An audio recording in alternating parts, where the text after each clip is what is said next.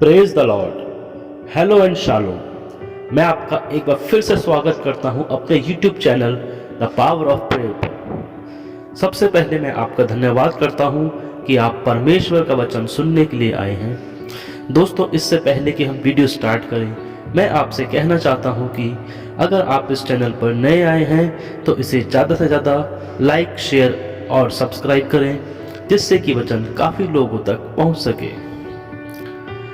दोस्तों, परमेश्वर ने पृथ्वी की रचना 6 दिन में की और 7वें दिन विश्राम किया। लेकिन ऐसा क्यों? परमेश्वर ने पृथ्वी की रचना एक ही दिन में क्यों नहीं की? आज हम जानते हैं कि परमेश्वर सर्वशक्तिमान है और उनके लिए कोई काम ऐसा नहीं कि ना हो सके। तो फिर परमेश्वर ने पृथ्वी की रचना के लिए 6 दिन ही क्यों चुने और 7वें दिन विश्राम किया? आइए हम वचन से देखते हैं। यशाया नबी की पुस्तक उसका 46वां अध्याय और 10वां वचन में लिखा है, परमेश्वर ने कहा है कि मैं तो अंत की बातें आदि से और प्राचीन काल से उस बात को बताता आया हूं जो अब तक नहीं हुई। इसका अर्थ यह है कि परमेश्वर द्वारा हमें आदि में ही अंत की सब बातें बता दी गई थी। आइए हम देखते हैं कि परमेश्वर जो पृथ्वी को एक ही दिन में बना सकते थे, उन्होंने पृथ्वी को 6 दिन में बनाकर हमें क्या संदेश दिया है जो आगे चलकर होना था। भजन संहिता 90:4 में लिखा है, क्योंकि 1000 वर्ष तेरी दृष्टि में ऐसे हैं जैसे कि कल का एक दिन। दोस्तों, वो 6 दिन और एक विश्राम का दिन हमें उन 6000 वर्ष और उन 6000 वर्ष के बारे में बताता है जो बीत गए हैं। एक विश्राम दिन उन 1000 वर्ष के बारे में बताता है जो प्रभु यीशु के राज्य के हैं। हालेलुया। आइए हम देखते हैं कि परमेश्वर ने हमें हर दिन क्या संदेश दिया है। डे 1, उत्पत्ति की पुस्तक अध्याय 1 उसका 3 और 4 वचन। जब परमेश्वर ने कहा उजियाला हो तो उजियाला हो गया, और परमेश्वर ने उजियाले को देखा कि अच्छा है, और परमेश्वर ने उजियाले को अंधियारे से अलग किया। दोस्तों, यह पहला दिन उस पहले 1000 वर्ष की सबसे बड़ी घटना को बताता है, जब आदम और हव्वा ने परमेश्वर के विरुद्ध पाप किया और परमेश्वर ने उन्हें अदन की वाटिका से निकाल दिया। यहाँ उजियाला परमेश्वर है और अंधकार वो है जो पाप करने के बाद आदम और हव्वा पर छा गया। पाप से पहले परमेश्वर रोज शाम को उनसे मिलने आते थे, लेकिन उस पाप के बाद, या यूं कहूं कि उस अंधकार के बाद जो उन पर छा गया, परमेश्वर ने उन्हें खुद से अलग कर अदन की वाटिका से निकाल दिया। डे 2, उत्पत्ति की पुस्तक अध्याय 1 वचन 6 और 7। फिर परमेश्वर ने कहा, जल के बीच ऐसा अंतर हो कि जल 2 भाग हो जाए। तब परमेश्वर ने नीचे के जल और ऊपर के जल को अलग अलग किया और वैसा ही हो गया। ये दूसरा दिन उस घटना को बताता है जो दूसरे 1000 वर्ष में हुई। जी हाँ, नोहा की घटना जो 1656 में हुई। उन दिनों धरती पर पाप इतना बढ़ गया कि परमेश्वर ने धरती को नष्ट करने का फैसला किया।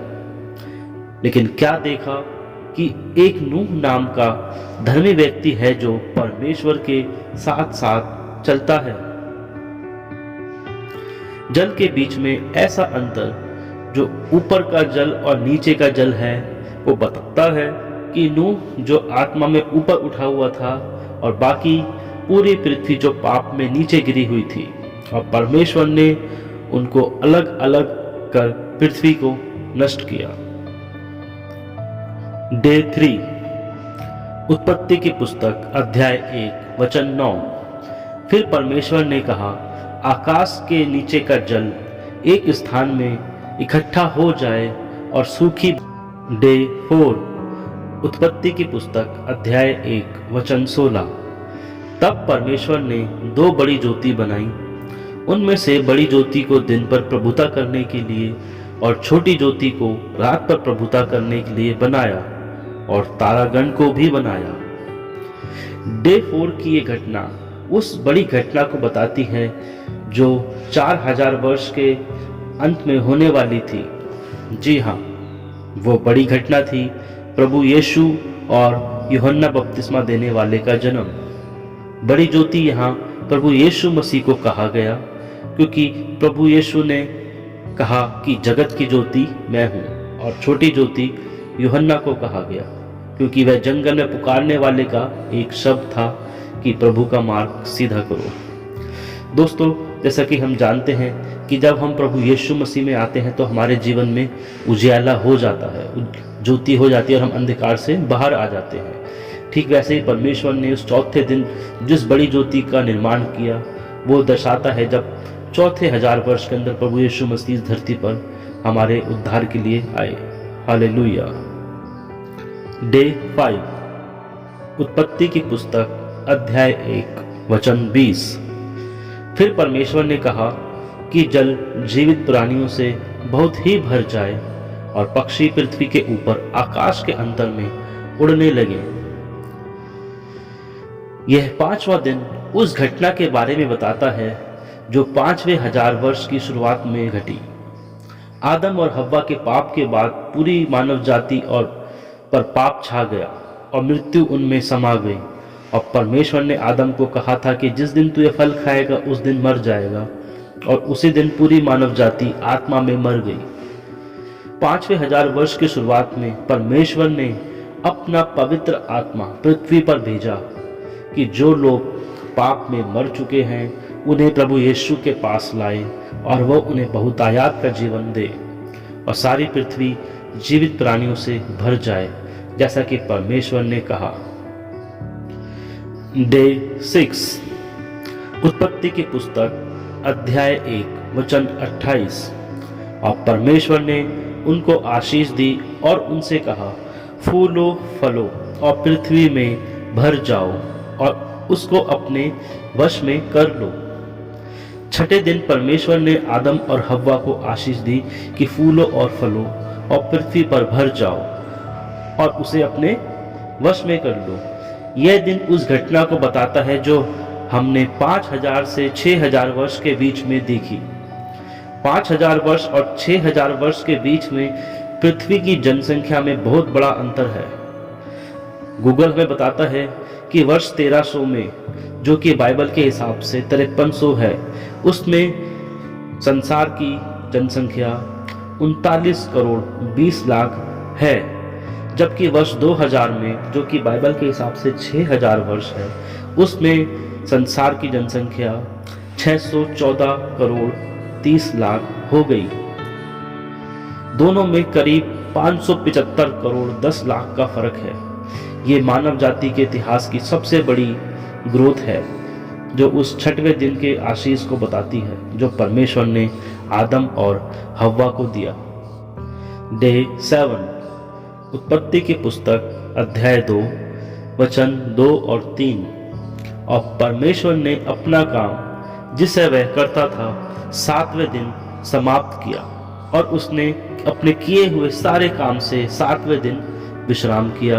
और परमेश्वर ने 7वें दिन को आशीष दी और पवित्र ठहराया।